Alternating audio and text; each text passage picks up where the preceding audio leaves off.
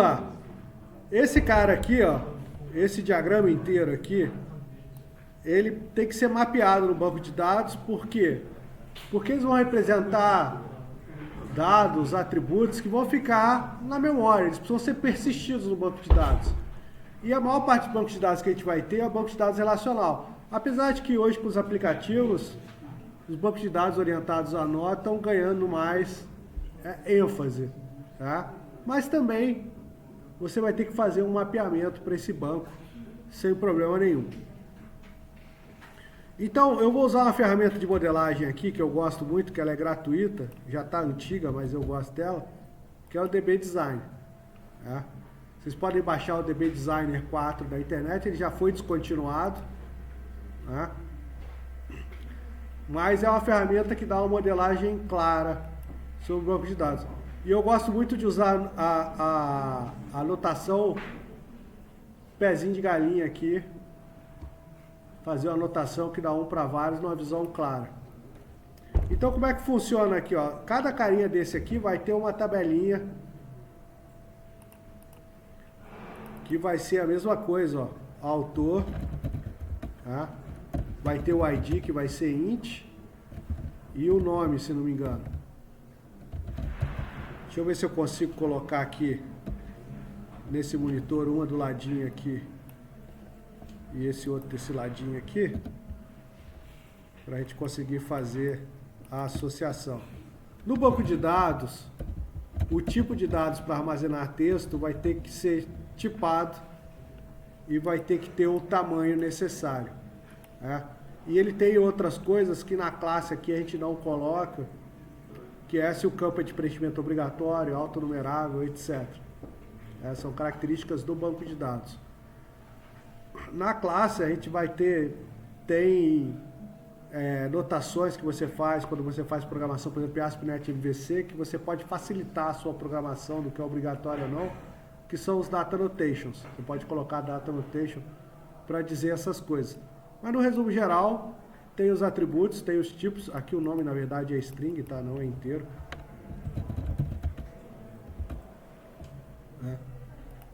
E no banco de dados você vai ter o varchar, e o banco de dados vai dar uma exception se você violar o overflow desses dois dados. Mas, no frigir dos ovos, a sua classe autor int string, a sua tabela autor int string. Só que aqui é um string varchar 50. O banco de dados vai ter o varchar e vai ter o nvarchar. Qual que é a diferença do varchar para o nvarchar? A tabela de caracteres que ele usa. O varchar usa o Unicode, que tem 200, que é 1 byte para representar cada caractere, e o nvarchar usa a tabela Unicode, usa a tabela ASCII, desculpa, que é 1 byte por caractere, e o nvarchar usa a tabela Unicode, que são 2 bytes por caractere. Você só precisa usar a tabela Unicode quando você precisar gravar caracteres que não pertencem ao nosso idioma. Caracteres, vamos lá, de algum idioma, sei lá, o japonês, o chinês, aí você vai precisar de outro tipo de tabela, que não é a nossa. Normalmente a tabela ASCII... Se fosse diga, essas coisas, tudo está na tabela ASCII. Tabela ASCII, ela vai do 0 ao 255 e ela aceita todos os caracteres normais do nosso idioma. Então, se você quer duplicar o tamanho do seu banco de dados, você vai colocar tudo como nvarchar, que vai usar 2 bytes por caractere. Isso significa que as suas pesquisas vão ficar mais lentas, que uma série de coisas vão acontecer que não são necessárias de você usar. Para a maior parte dos sistemas, o varchar já é suficientemente bom. A diferença é isso. Um usa 1 byte por caractere, o outro 2 bytes por caractere. Então aqui a gente vai primeiro modelar os objetos base, né? Vou colocar aqui a editora também. Ó, eu clico na tabelinha, coloco aqui, editora, aí ID, int, nome, varchar 50. Por que eu estou colocando 50? Estou dizendo que é 50 caracteres, poderia ser 100, poderia ser 255, vai depender do seu sistema. A diferença do varchar para o char no banco de dados é que o char é tamanho fixo. O varchar, o último ele usa um byte para dizer qual que é o último caractere. Então ele se o seu texto tem 10 caracteres, ele vai guardar 11 bytes, que ele vai guardar os 10 caracteres mais um dizendo onde está o último caractere. É isso. O tamanho varia, o varchar. O char não, o char ele sempre vai guardar 50. Isso tudo são coisas que a gente precisa conhecer quando a gente fala de banco de dados. Tá? Eu vou usar aqui, colocar o idioma, mesma coisa, tabelinha idioma.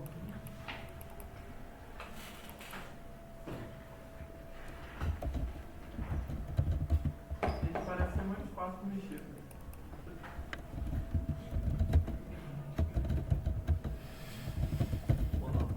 Mais ou menos. Os dois são relativamente fáceis depois que você domina. Cada um tem as suas dificuldades. O Astar também é uma ferramenta antiga, então ele tem uma série de bugs da antiguidade, né? Vou criar aqui a tabelinha de configuração. Então observe que a gente vai ter aqui, na maior parte dos casos, quando a gente fala de objeto de dados, uma representação para a tabela também. Aqui eu nem coloquei o ID, né? Porque só vai ter uma. Mas é uma má prática você ter uma tabela sem chave.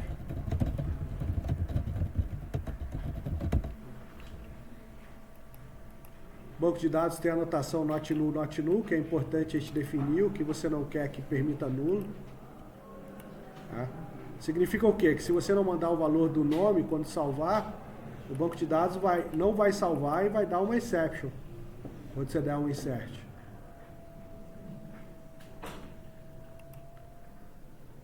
Editor eu já fiz autor. Vou fazer gênero agora. Gênero.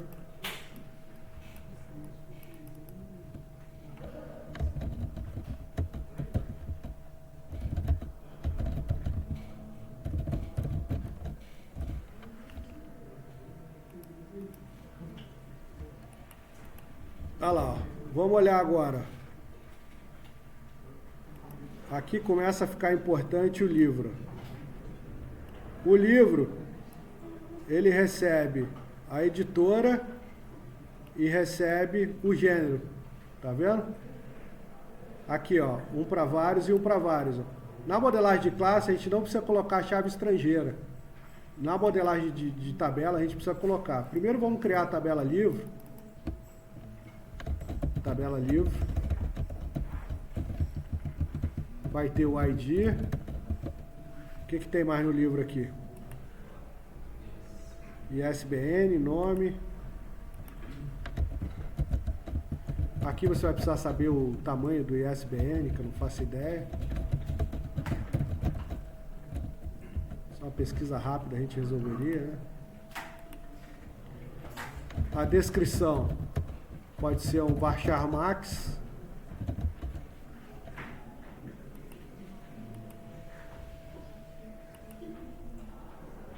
Edição. O ISBN é 10, parece. Vamos lá. Eu achei 13. Eu não coloco 13 em nada, então eu vou deixar 10, vou deixar 20 aí. Quantidade de páginas. Mudou, Infelizmente eu me nego. Tem dois, na real. Tem um que é 10 e tem outro que é 13. Bota 22, então. Não, deixa 20, meu. Na dúvida, deixa 20.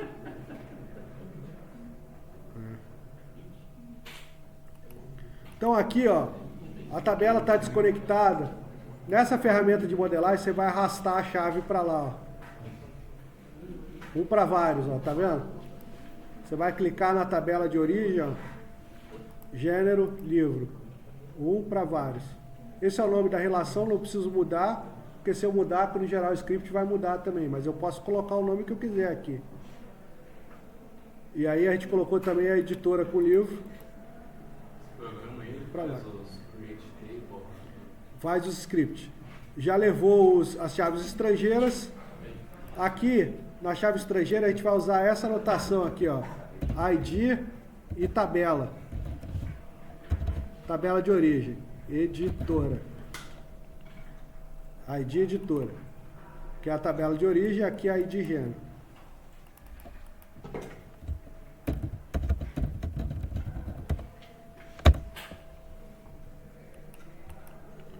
Para dizer a tabela de origem e o ID. ID editor, ID gênero. Beleza? Tem idioma também, tem idioma 1 para vários. Então, idioma 1 para vários, ele já levou o idioma ID. A gente vai mudar aqui para ID idioma. Para mudar, eu dou 2 cliques na linha. Ele vai abrir, eu mudo o nome aqui, ó. Ele muda o nome. ID idioma. Ele muda lá.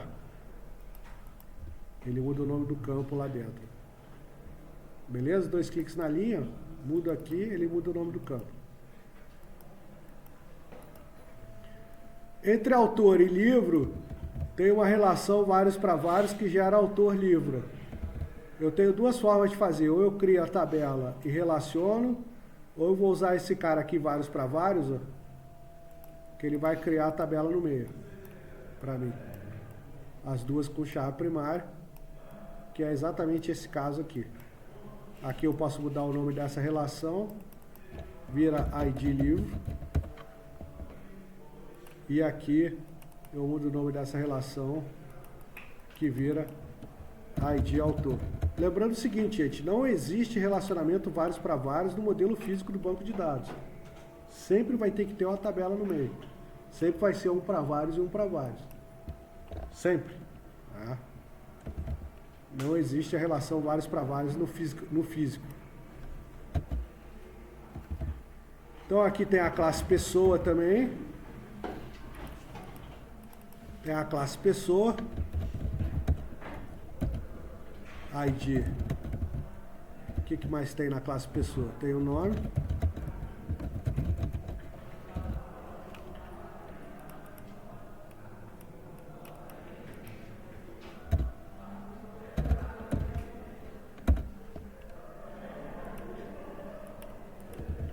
E entre pessoa tem o empréstimo,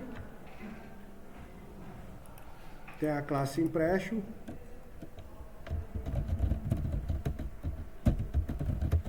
o empréstimo tem a data de saída e tem a data prevista de entrega.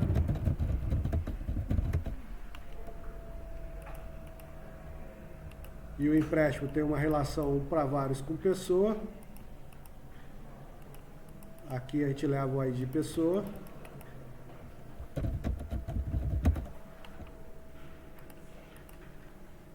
Beleza? E entre empréstimo e livro, tem a livro emprestado. Eu posso usar de novo vários para vários. Ele já vai criar aqui. Posso mudar o nome aqui para livro emprestado.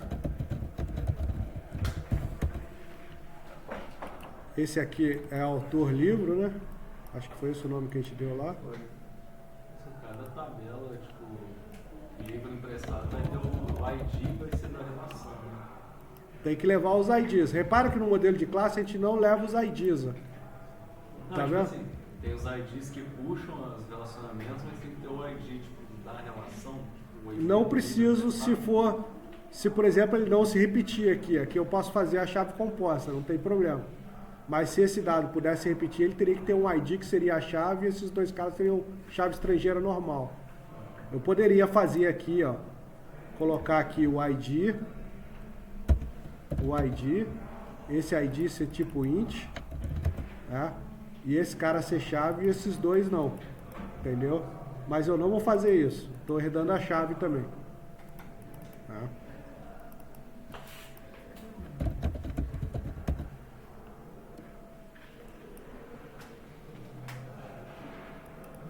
ID livro e ID empréstimo. E na classe livro emprestado a gente tem outros atributos, que é a data de entrega,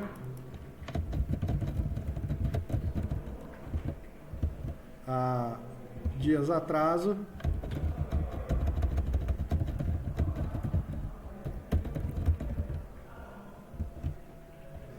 valor multa e o valor pago. Então, data de entrega é nulo, porque pode outro dia atrás é nulo, valor multa é nulo e valor pago é nulo. Tá certo, no label. Então, aquela modelagem lá, ainda tem uma classe usuário aqui, que a gente não implementou ela bem. Vou deixar a classe usuário de fora, por enquanto, não vou criar aqui. Então, o que fica pra gente na anotação de diferente aqui, né? Professor, Oi. nesse caso a configuração tem que ligar Não, porque tá só uma configuração sem vinculação com nada. A gente fez assim também no modelo de classe. Vou colocar aqui DR livraria. Beleza? Então, o que fica diferente do modelo de classe para o modelo físico? De banco de dados, diagrama de entidade e relacionamento. Lembrando que o diagrama de classe derivou do diagrama de entidade e relacionamento, por isso que é essa similaridade. Lembra que o ML vem de uma série de padrões que foram criados em 1997? Quem criou o diagrama de classe, ele criou a partir do diagrama de entidade e relacionamento. Por isso que tem essa relação. Qual que é a diferença? A diferença é que no de classe você representa métodos que lá não tem, tá vendo? Métodos que lá não tem, e você não precisa representar as chaves estrangeiras, que aqui você precisa colocar. Aqui a multiplicidade também, ela pode ter na ponta o vários com limite só, 1 e 2. Aqui não, aqui é sempre 1 para vários. Mesmo que tenha limite, o limite é uma regra de negócio, não é algo do banco de dados. O banco de dados, a relação vai aceitar vários. Você vai ter que limitar isso via código. Tá? Então você está representando as chaves estrangeiras aqui no livro, ó, não tem a representação. Está representando as chaves estrangeiras no autor-livro, o nosso autor-livro está vazio, tá vendo? 1 para vários e 1 para vários, ó. 1 para 1 ou vários, é só 1 para vários e 1 para vários. E está representando a chave estrangeira no livro emprestado, que aqui não está representando. Aqui está ID livro e ID empréstimo, tá? Então, nessa abstração, onde cada livro é um ente da sua biblioteca, o ID livro está ok. Se você tivesse só o livro e a quantidade, e você tivesse, por exemplo, 10 livros do mesmo código, aí não serviria essa relação aqui. Serviria até porque ele não ia levar 2 livros do mesmo tipo.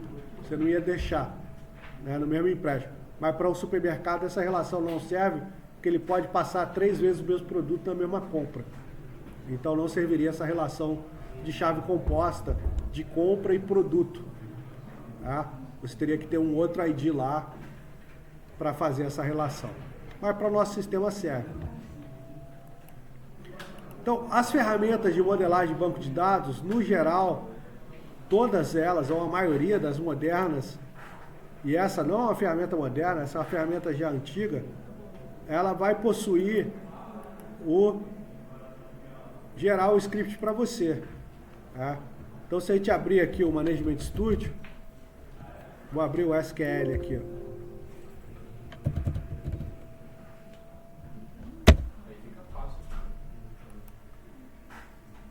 Então, mas o modelo ele tem que ajudar a gente.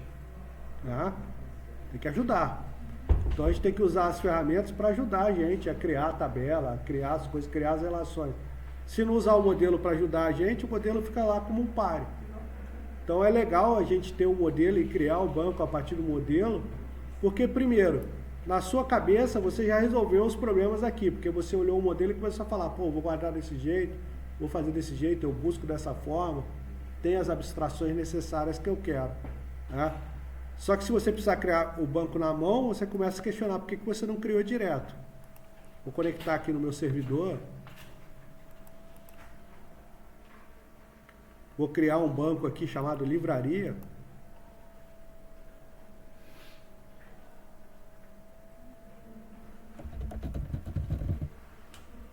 Aqui ele cria a tabela de log, cria o banco, ok. Você adapta os SQLs? Não, cara, você configura ele. Você configura ele com o banco de dados que você quer. Na verdade, você poderia conectar ele ao SQL, né?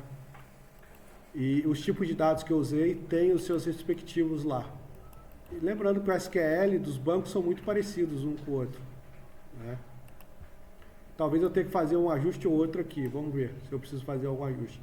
Vou colar o script aqui que eu copiei pro... Tá vendo? Ele criou os scripts para mim, ó. Editor, idioma, gênero, autor, pessoa. Tudo aqui, ó. Autonumerável. Lembra que eu marquei lá como autonumerável? Autonumerável. O identity dele, autonumerável. Né? Empréstimo autonumerável. E aqui começam as for key, ó. Né? As relações, ó. Começa a fazer as relações, ó. Está referenciando as outras tabelas. Aqueles nomes das relações lá que a gente está aqui, ó, Real 07, né? Ele nem criou com aqueles nomes, né? Ele criou com os nomes internos aqui. Ele criou com esses nomes. Não, ele criou com os FKs, os nomes padrões dele. Ele ignorou É. o nome, né? Ignorou. Não apareceu nenhum erro aqui. Teoricamente, quando eu executar, ele vai criar tudo. Criou tudo. Se eu for aqui na tabela, estão lá as tabelas criadas, ó, com todos os campos. E se eu for lá no diagrama e adicionar as tabelas,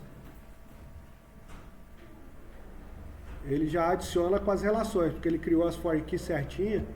Então a integridade relacional está conforme o seu modelo. Vai facilitar demais. Se tivesse que escrever tudo isso. Tá vendo? A integridade relacional está conforme o seu modelo.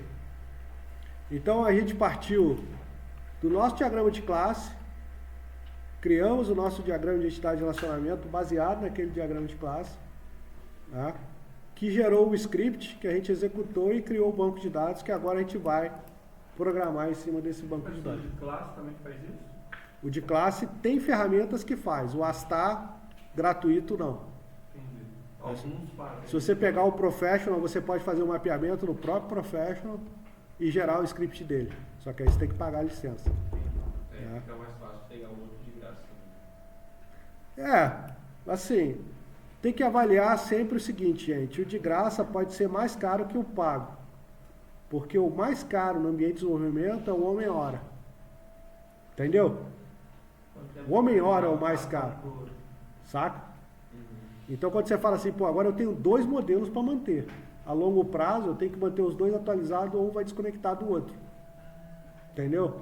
Se tivesse na mesma ferramenta era muito mais fácil.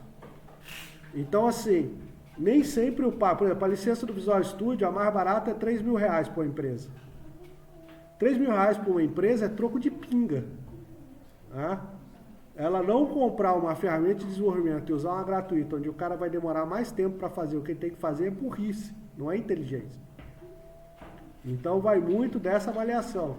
Muitas vezes o mais barato sai mais caro do que pagando. Isso é importante a gente ter esse senso crítico. Tá? Tem ferramentas boas gratuitas? Tem. Tá? Tem ferramentas boas gratuitas. Não é sinal que você não possa usar ferramentas gratuitas. Por exemplo, o VS Code, pô, muito legal e tal. Usar um Git, pô, muito legal e tal. Não é sinal que eu não posso usar. Agora, tá? Você vai deixar de pagar um Copilot para sua empresa para usar um assistente de IA para o cara programar já integrado da IDE, tá? Por causa de $100 por ano, tá? $200 por ano. O quanto isso representa no faturamento da sua empresa?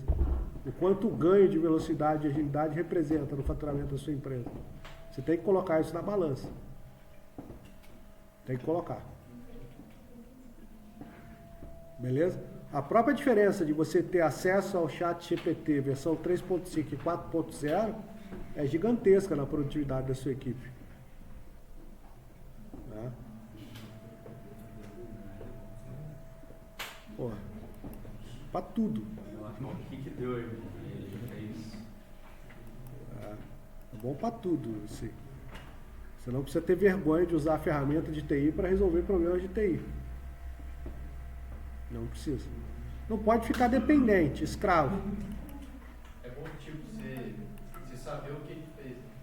É. Mas vocês entenderam aqui tudo que a gente fez? Então agora eu vou interromper o vídeo, vou subir ele e vou passar a atividade que vai ser fazer o diagrama de classe, fazer o DR e criar o banco no SQL Server.